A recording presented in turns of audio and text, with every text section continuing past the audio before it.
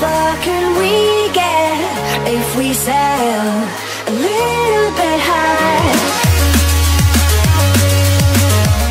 For years at Duke University, the arts have prospered even though many of its key academic programs didn't really have spaces they could call their own. Now, two of them have a home. The university's new $50 million Rubenstein Arts Center is open and already hosting classes from Duke's Dance and Arts of the Moving Image programs. A grand opening is set for Saturday, with about 1,500 people expected to give the structure a proper celebratory launch. Campus leaders like Scott Lindroth, the composer and music professor who's Duke's vice provost for the arts, stress that it's going to take a while to ramp up the operation of the new building. But over time, it's expected to boost the fortunes not just of the two programs based there but of the entire campus arts community. The infrastructure and connectivity across the arts we can finally begin to cultivate here is exciting, Lindroth said Tuesday during a walkabout the 71,000 square foot structure. Named for former trustees chairman David Rubenstein, the private equity financier who contributed $25 million to the center, the building's been under construction since the late fall of 2015. It's more or less complete, although workers are still dealing with last-minute punch list repairs and changes. The Rubenstein Center, nicknamed by Duke officials the Ruby, stands at the corner of Campus Drive and Anderson Street, close to Duke Gardens and the National Museum of Art. It's basically a two-story facility that includes a 200-seat theater for stage shows of various types, a 100-seat theater for the visual arts program, dance studios, classrooms, a mega lab workshop and an assortment of other studio spaces for everything from dance rehearsals to sculpture installations. A lot of people had a hand in the planning of the center, but the key decision was to make it the home for dance and the arts of the moving image programs.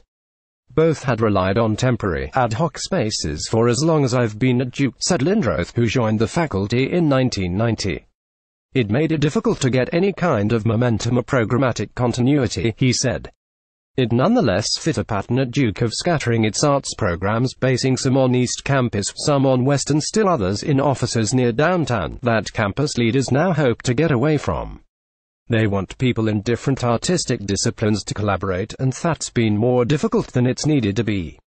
So one thing we're excited about with the Rubenstein Arts Center is not only addressing facility needs, but also to try to create a meeting space where students and faculty from all areas of the arts can come together, Lindroth said. Still, after looking around at what peer institutions have done, Duke opted for an in-between approach that stopped short of emulating the University of Chicago's decision to put the bulk of its arts programs under one roof, Browns to build a small facility that any arts professor could use provided he or she could secure funding to pay for a studio in it. The Ruby's opening is hardly the end of the work Duke officials see facing them in the arts. Page Auditorium's due for another renovation next year. There are moves pending to free up space in the East Campus Arts Annex for students to work on ceramics, and Lindroth's keen to reanimate a sculpture studio via a new faculty hiring. But aside from the dance program's dedicated offices and studios, the space in the Ruby is flexible enough that people should be able to come in from anywhere on campus with an arts project and secure both funding and workspace, Lindroth said. So far, the building's getting good reviews. It's beautiful, film professor Josh Gibson said as he prepped a 1988 Russian 35mm camera for a class. We've never had a dedicated teaching space like this before. Student Adam Beskind, a member of Duke's Hoofenhorn musical theater group, said there had been a lot of buzz about the building as it neared completion. Now that a lot of people are here for classes and experiencing the spaces firsthand, it's been a very positive response, he said. Hoofenhorn is getting ready to produce the musical Chicago in the Rubenstein Center's largest theater come April, and is in the midst of figuring out orchestra placement and other staging strategy issues that come with using the new room, Beskind said.